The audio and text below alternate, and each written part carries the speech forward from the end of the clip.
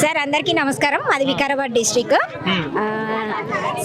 Revanth Reddy sir పెట్టిన పథకాలు మాకు 0 బిల్ వస్తుంది, గ్యాస్ సబ్సిడీ కూడా వస్తుంది. ఇంకా అంటే ఉచిత పథకాలు, మహాలక్ష్మి పథకం కింద ఈ ఫ్రీ బస్ అది కూడా యూజ్ చేసుకుంటున్నాం.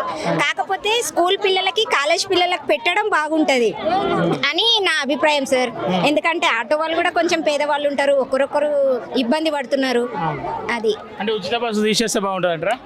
స్కూల్ పిల్లలకు, కాలేజ్ పిల్లలకు, చదువుకునే పిల్లలకు పెడితే బాగుంటది. స్టూడెంట్స్ పెడితే మంచిగా ఉంటుంది, మిగతా వాళ్ళు ఉంటే ఉంటారు. ఒక 10 రూపాయలు తగ్గించి అయినా కానీ పెట్టాలి. సార్. మగ పిల్లలకైతే ఉద్యోగాలకు పోయటానికి చాలా ఇబ్బంది అవుతుంది. టైం ఆడవాళ్ళు చేసుట్లా. ఆడవాళ్ళు ఎక్కువ వెళ్ళడం ఫ్రీ అనడంలా, అదేదో కొంత డబ్బు తగ్గించి టికెట్ పెట్టాలి.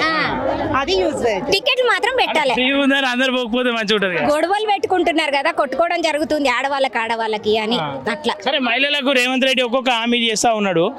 ఇంకా మిగతాయి కూడా పెండింగ్ లో ఉన్నాయి కొన్ని. నమ్మకం ఉందా రేవంత్ రెడ్డి ప్రభుత్వం మీద? చేస్తారు సార్, ఉన్నాయి, చేస్తారని నమ్మకం ఉంది. మీటింగ్ లో ఏం చెప్తాడు మరి? మహిళల దినోత్సవం ఇవ్వాలా?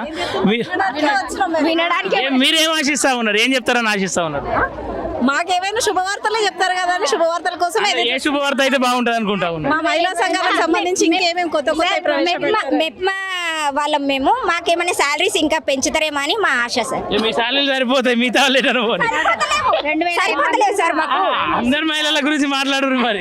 అందరికి 2500 ఇవ్వాలని అందరికి అందరు ఆశించేది 2500 రావాలి, 0 బిల్లు రావాలి. కొంతమందికి వచ్చింది, కొంతమందికి రావాలి. అట్లని అందరు ఆశిస్తున్నారు. అందరు రావాలని ఆశిస్తారు. అక్కడేమో జీతం పెంచాలని ఆశిస్తారు. సబ్సిడీ కూడా ఇప్పుడు ఇండ్లు లేని వాళ్ళకు ఇంద్రమ్మ దాని కింద ఇండ్లు వస్తున్నాయి కదా, కరెక్ట్ ఇల్లు ఎవరికైతే లేదో పేదలకు వాళ్ళకి వెరిఫికేషన్ చేసి వాళ్ళకే రావాలి, ఉన్నోళ్ళకి రావద్దు. ఉండి కూడా వాళ్ళకు తమ్ముళ్ళు, పిల్లలు వాళ్ళ పేరు మీద అది కాదు. కరెక్ట్ గా లేని వాళ్ళకి ఎవరైతే లేరో, ఇల్లు లేని వాళ్ళకు ఒక గూడు అనేది వేస్తే రేవంత్ రెడ్డికి చేతులెత్తి మొక్కుతారు ప్రతి పేద మహిళ. అది గవర్నమెంట్ నుంచి ఏది కూడా రాలేదు ఇంతకంటే ముందు. ఇండ్లకి ఏవి రాలేవు మాకు. ఇండ్లు వస్తే బాగుంటది. కేసీఆర్ అందరికి ఇచ్చినాడు కదా. మాకు రాలేదు సార్ ఇప్పటి వరకు. కూడా జరిగింది. కేసీఆర్ ఇచ్చిండు కానీ అక్కడ నుంచి వచ్చినా ఇక్కడ వచ్చేసరికి కరిగిపోయింది అది ఐస్ గడ్డ. అది అయిపోయింది ఇక అంతేగా. ఇప్పుడన్నా జరగాలనే గెలిపించినాం. కనీసం రేవంత్ రెడ్డి సీఎం ద్వారా మాకు ఇల్లు లేని వాళ్ళకి ఇల్లు వస్తే బాగుంటుంది. ఉన్నారు రేవంత్ రెడ్డి ప్రభుత్వాన్ని నమ్ముతున్నాం. ఇక దగ్గరకు వచ్చేదాకా తెలియదు అది. కేసీఆర్ ప్రభుత్వం కూడా కేసీఆర్ ఇస్తుండే కానీ కాదు, చీరలు ముఖ్యం కాదు. చీరలు తెచ్చుకుంటారేమో 100 రూపాయలు పెట్టిన చీర ఉంది, 200 పెట్టారు.